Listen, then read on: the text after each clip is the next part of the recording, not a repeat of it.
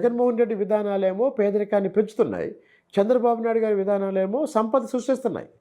కాబట్టి పెత్తందారు ఇంకో విషయం, జగన్మోహన్ రెడ్డి గారి మంత్రివర్గంలో 4, 5 ఉప ముఖ్యమంత్రులు ఉంటారు. కానీ ఎవరికి అధికారం ఉండదు. అలాగనే జగన్మోహన్ రెడ్డి గారి మంత్రులకు కానీ, ఎమ్మెల్యేలకు కానీ, ఎంపీలకు కానీ ఆయన దర్శనం ఉండదు. ఎవరైనా తెలుగుదేశం పార్టీ నాయకుడు చంద్రబాబు నాయుడు గారిని కలవాలంటే 1 గంట ప్రయత్నం చేస్తే వెళ్ళి కలవచ్చు. అదే జగన్మోహన్ రెడ్డి గారిని కలవాలంటే వాళ్ళ మంత్రులకి సాధ్యం కాదు, వాళ్ళ ఎంపీలకి సాధ్యం కాదు. వారాల తరబడి, సంవత్సరాల తరబడి. ఈ మధ్య గుంటూరులో ఒక తెలుగుదేశం పార్టీ నాయకుడు డొక్కా మాణిక్యవర ప్రసాద్ గారు ఒక మాట అడిగారు. వైసీపీ నాయకులు అడిగారు, నాకు ముఖ్యమంత్రి గారిని ఒకసారి చూపించండి, నా ఆవేదన చెప్పుకుంటాను అని. కాబట్టి ప్రాక్టికల్గా పెత్తందారుడు ఎవరంటే జగన్మోహన్ రెడ్డి.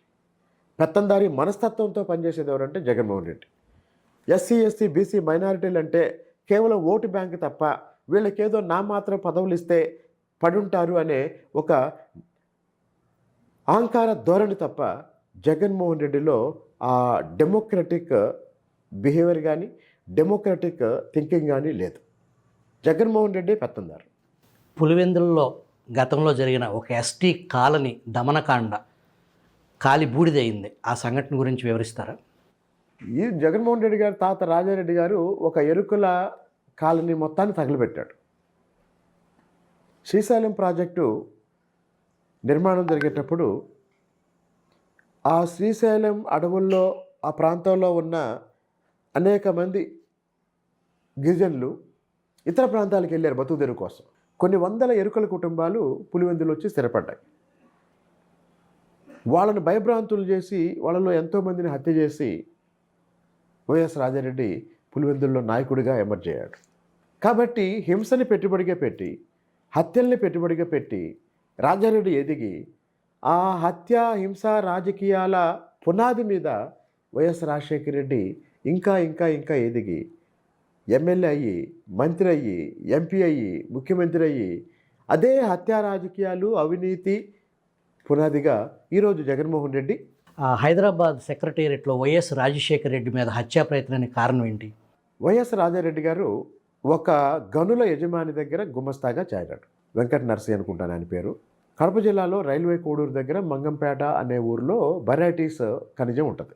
అక్కడ ఆ గని యజమాని దగ్గర చేరిన రాజారెడ్డి గారు, ఆయన 1964లోనో ఏమో చేరాడు. 1975లో ఆ గని యజమాని చంపేశారు. వీళ్ళు హత్య చేశారు. హత్య చేసి వీళ్ళు దాన్ని, ఆ గనిని స్వాధీనం చేసుకున్నారు. ఆయన అగ్రవర్ణం బీసీ? ఆయన బీసీ. ఆ బెరైటీస్ గని యజమాని బీసీ, బలిజ. ఎప్పుడైతే రాజారెడ్డి ఆయన మనుషులు యజమానిని చంపేసి ఆ గనిని స్వాధీనం చేసుకొని అనుభవిస్తున్నారో, చనిపోయిన గని యజమాని కుటుంబ సభ్యులు ప్రతీకారం కోసం ఏం చేశారంటే రాజారెడ్డి కొడుకు రాజశేఖర రెడ్డిని టార్గెట్ చేశారు.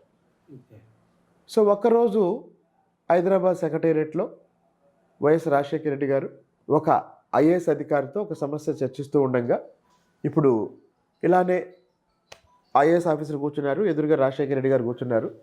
ఇట్లా వెనక నుంచి కిటికీల్లో నుంచి ఎవరైతే రాజారెడ్డి చేతిలో చచ్చిపోయారో అతని కొడుకులు కిటికీలో నుంచి కాల్పులు జరిపారు. ఎదురుగా ఉండి చూస్తున్న రాజశేఖర రెడ్డి ఏం చేశాడంటే, ముందుగానే చూసి అలర్ట్ అయ్యి ఆ తప్పించుకునే ప్రాసెస్లో ఎదురుగా కూర్చున్న ఆఫీసర్ని పట్టుకొని ఆ తుపాకీ గుళ్ళకి షీల్డ్గా వాడుకొని ఆయన పారిపోయి తప్పించుకున్నాడు. ఈ ఆఫీసర్ చనిపోయారా? ఈ ఆఫీసర్ చనిపోయాడు, సెక్రటేరియట్లో చనిపోయాడు. అంటే వైఎస్ కుటుంబం యొక్క అవినీతి వల్ల, హత్యా రాజకీయాల వల్ల ప్రభుత్వాధికారులు సెక్రటేరియట్లోనే కాల్చి చంపబడ్డ ఘటన ఉమ్మడి రాష్ట్రంలో హైదరాబాద్లో జరిగింది. భారతదేశంలోనే బహుశా స్వతంత్రానంతరం ఏ సెక్రటేరియట్లో ఈ ప్రయత్నం జరిగి ఉండదు బహుశా. ఈ పులివెందుల్లో ప్రతి ఎన్నికల్లో లక్షల మెజార్టీ వస్తుంది. నిజంగా స్వచ్ఛందంగా ప్రజలు వెళ్ళి ఓట్లు వేస్తేనే ఆ మెజార్టీ వస్తుంది. ఏమైనా మ్యాజిక్ ఉందా? మ్యాజిక్ ఏం లేదు. పులివెందుల్లో 1971లో రాజారెడ్డి గారి భార్య పంచాయతీ ఎన్నికల్లో పోటీ చేసి ఓడిపోయారు 1971లో. అంటే అప్పటికే రాజారెడ్డి గారు ఒక గ్రూపుని ఏర్పాటు చేసుకున్నారు. వాళ్ళు బలపనూరు నుంచి పులివెందుల వలస వచ్చిన కుటుంబం రాజారెడ్డి గారిది. సో నాకు తెలిసి 1971లో పంచాయతీ ఎన్నికల్లో కాంగ్రెస్లోని 2 గ్రూపులు ఉండేవి. రాజశేఖర రెడ్డి గారి రాజారెడ్డి గారి గ్రూప్కి 4 వార్డులు, వాళ్ళ వ్యతిరేక గ్రూప్కి 5 వార్డులు రావటం వల్ల వ్యతిరేకమైన బిఎన్ రెడ్డి వరకు వాళ్ళు కాంగ్రెస్. అయితే ఆ తర్వాత రాజారెడ్డి గారు వార్డు మెంబర్ అయ్యారు, సర్పంచ్ అయ్యారు. ఆయన భార్య జయమ్మ గారు కూడా వార్డు మెంబర్ అయ్యారు, సర్పంచ్ అయ్యారు. అప్పటి నుంచి ముఖ్యంగా 1978 నుంచి పులివెందుల పట్టణంలో, పులివెందుల నియోజకవర్గంలో, పులివెందుల పట్టణంలో ఎప్పుడైనా ఎస్సీ ఎస్టీకి బీసీకి రిజర్వ్ అయితే లేదా మహిళలకు రిజర్వ్ అయితే వాళ్ళకి ఇవ్వటం, లేకపోతే వీళ్ళ కుటుంబమే.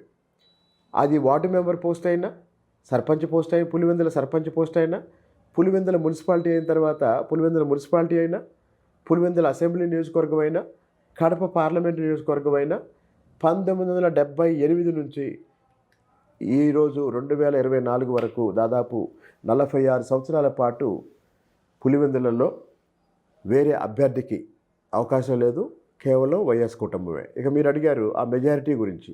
వాస్తవానికి అక్కడ మెజారిటీ ఎలా సంపాదించారంటే హత్యలు చేసి, హత్యలు చేసి, దాడులు చేసి, రిగ్గింగ్ చేసి, భయభ్రాంతులు చేసి, అవతల పార్టీ వాళ్ళని ఓటేసుకోకుండా బూత్ క్యాప్చరింగ్ చేసి ఇదంతా చేశారు.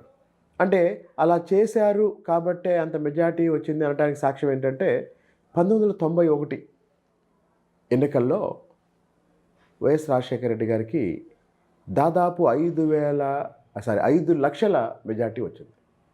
1991 ఎన్నికల్లో, లోక్సభ ఎన్నికల్లో 5 లక్షల మెజారిటీ వచ్చింది. ఆ తర్వాత జరిగిన లోక్సభ ఎన్నికల్లో 1996 అంటే అప్పుడే చంద్రబాబు నాయుడు గారు ముఖ్యమంత్రి అయ్యారు. 96లో ఉమేష్ చంద్ర అనే ఒక నిజాతీపరుడైన ఐపీఎస్ అధికారిని కడప జిల్లా ఎస్పీగా వేస్తే రిగ్గింగు, దౌర్జన్యాలు అన్నీ ఆపేశాడు ఆయన, అన్నీ కంట్రోల్ చేస్తే అంతకుముందు ఎలక్షన్లో 5 లక్షలు వచ్చిన మెజారిటీ 96 ఎన్నికల్లో రాజశేఖర రెడ్డి గారికి 5,445 ఓట్లు మెజారిటీ వచ్చింది. అంటే 5 లక్షల మెజారిటీ 5,000కి పడిపోయింది. ఆ ఐపీఎస్ ఆఫీసర్